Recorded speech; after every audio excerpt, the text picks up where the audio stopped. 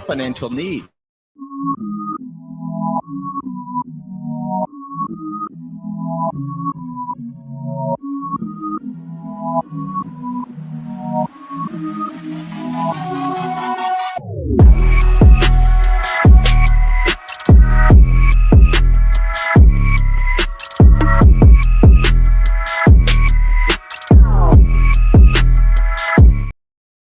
Studios. It's time to go in the zone. Here's your host, Brandon Kravitz. Yeah.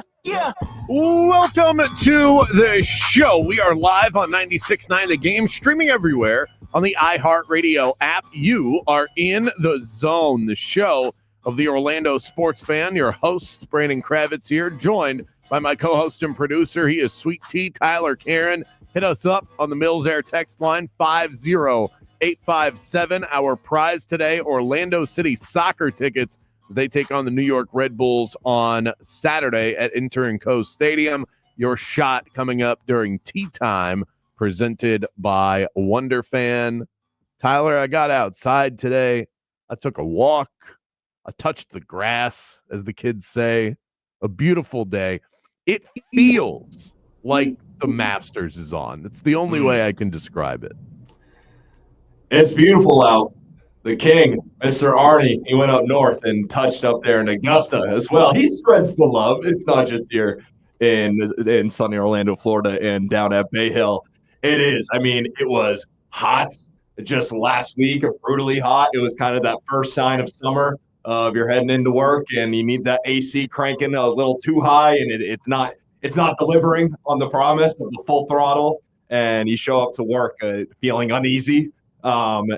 Today is beautiful, and it has been the last couple of days, and if I recall, it should be through the weekend. So a beautiful time, beautiful atmosphere for the Masters to be on the TV screens. And a beautiful day if you laid the wood on Scotty Scheffler, because he is knocking on the door at the top of that leaderboard. Justin Rose right now, 6 under through 10.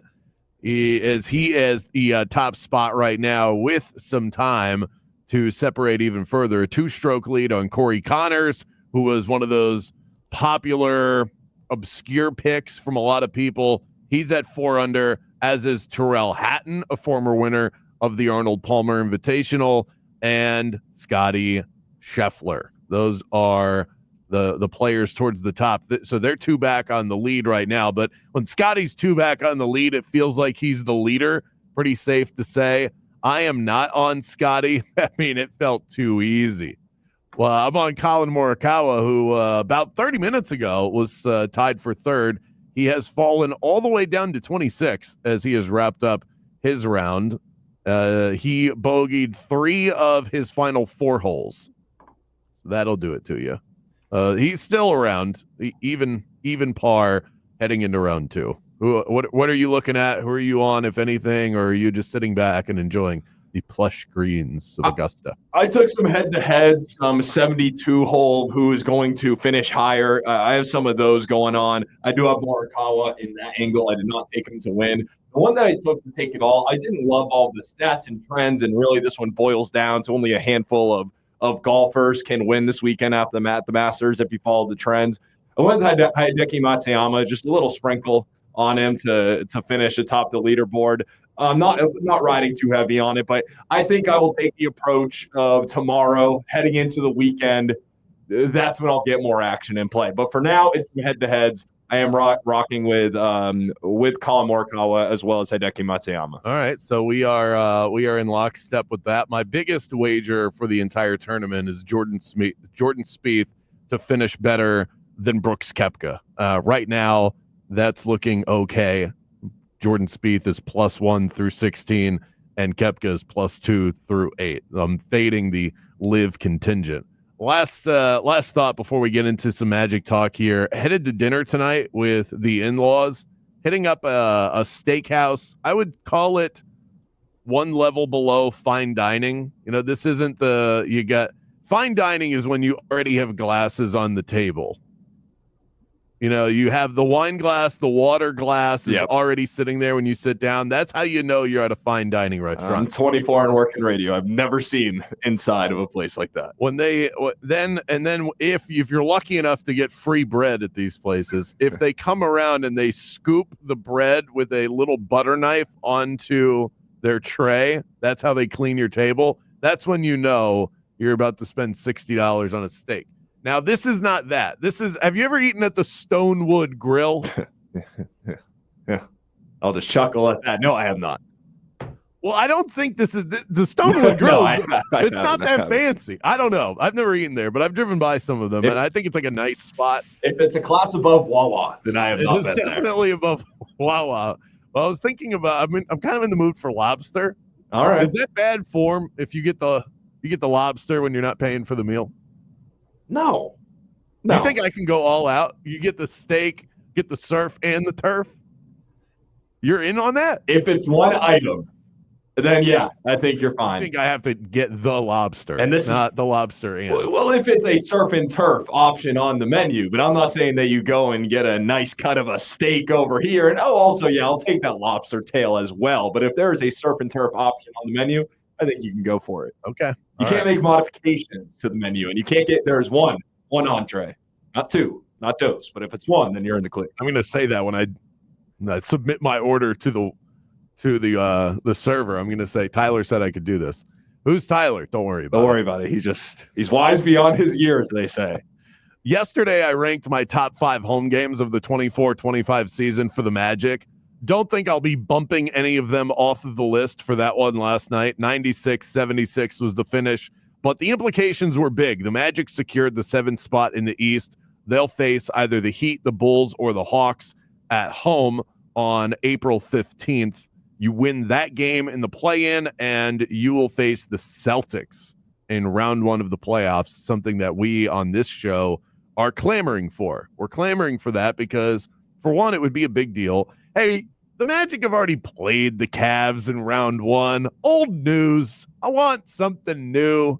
And facing this, the Celtics are going to be a national story with all of the glitz and the glamour that comes with playing a brand as big as Boston. They're going to have that sort of attention paid on them no matter who they face because they're the Boston Celtics and they're the defending champions. I want the Magic to be in that spotlight. The Magic are also 5-3 against Boston since the start of Paolo's first season. There is something to this. The Magic match up really well with this team. They are the perfect foil for the way that they play going up against the Boston Celtics. I am firmly of the belief that Boston is sitting there going, dear God, would you please get that team out of here? They want nothing to do with the Magic in round 1. I'm not saying that they're sitting there shaking in their boots right now. They're confident, as they should be, that they're going to be able to win a round 1 series against whoever they go up against. But the Celtics have to know what we know, and that is that the road for them to get to round 2 is going to be a lot easier if they're going up against a team that just wants to get up a bunch of points and doesn't want to get in Boston's way with the 3 barrage that they are so equipped to put on their opponents. The Magic are uniquely built to stop frequency and accuracy from 3-point range. So I believe the Magic would win at least a couple of games in this series. I'll save any sort of official prediction for when we actually get to that point because the Magic still have a play-in game to win, but it does track to that being the first round series. And I am licking my chops at the potential of that being the round 1 series for the Magic. Yeah, on a personal note, and it was funny, I got tripped up talking about it yesterday. As we know, I grew up a Boston sports fan. I was a diehard Celtics fan until I accepted my role with the Orlando Magic. I then cheered for the Celtics 78-79 games of the season unless they were playing the Magic. And it got to the point my fandom for the Celtics was faded so far off. And last year when Boston won, I smiled, but there was no celebration for myself of the Celtics winning a championship. I was happy, but I wasn't over the moon about it.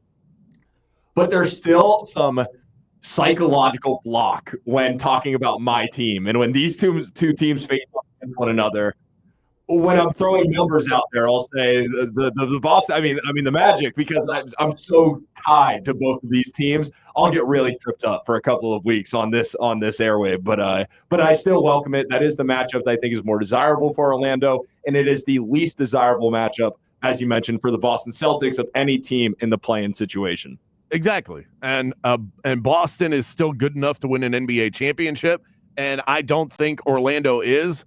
But that doesn't mean that Orlando can't make Boston a little bit nervous. And how much fun would that be in round one? Last night, I'm not using last night as any sort of barometer for what we're talking about here. Tyler and I are not dumb enough to look at a 20-point win against a Peyton Pritchard-led Boston Celtics team as some indication for the Magic being a better team. I'm not saying that.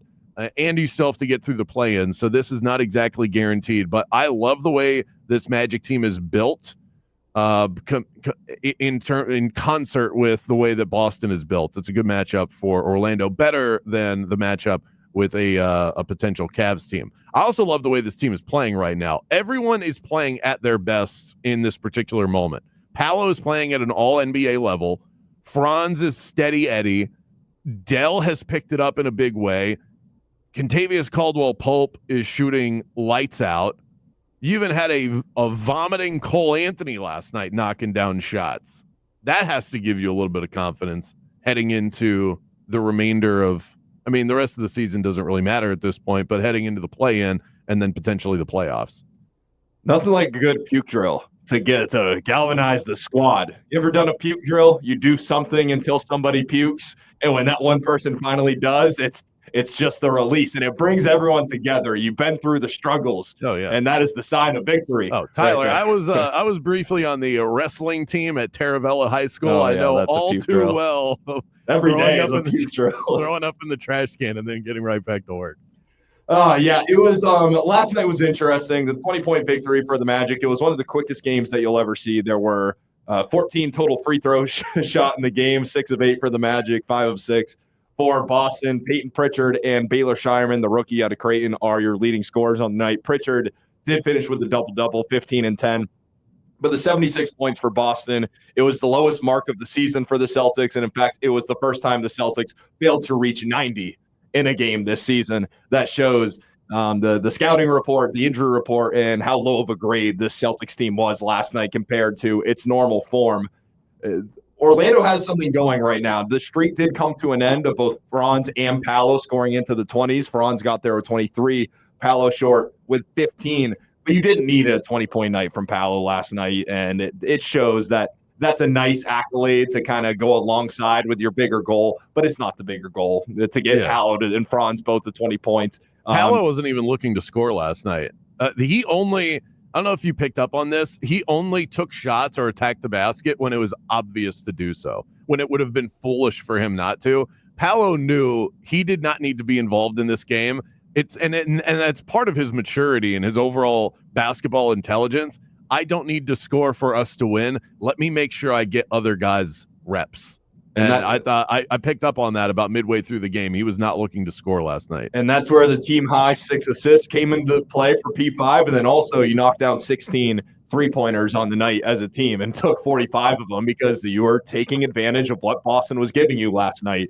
And it was certainly the 3 ball. There was more attention paid to Paolo, and Paolo wasn't trying to force the issue as he might have in a more competitive game where you kind of need him to put on that Superman cape and go and get you some buckets. So a lot of good to take out from last night. We'll see what this Magic team looks like down the final stretch of the season in Indianapolis tomorrow night to take on the Pacers. KCP only played 7 minutes last night with a bum knee, a sore knee. We'll see what we see from him.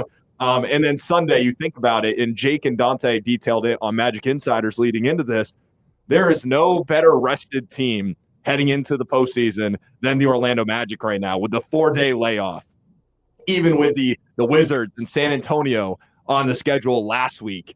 And now you close out the season. Again, we'll see what Orlando decides to do with its key pieces. But you get some games that don't necessarily matter, that aren't going to change the standings. It'll change the record, but it's not going to change anything overall of what you're heading into next Tuesday in. This is going to be a well-rested and ready-to-go Magic group, and that's a huge advantage this time of year. We have a special treat waiting for us on the other side. If you are following along on video or streaming on Twitter right now, hop on over to that iHeartRadio app. But before we get to that, we've got a quick word from the radio voice of the Orlando Magic, Jake Chapman. With today's Magic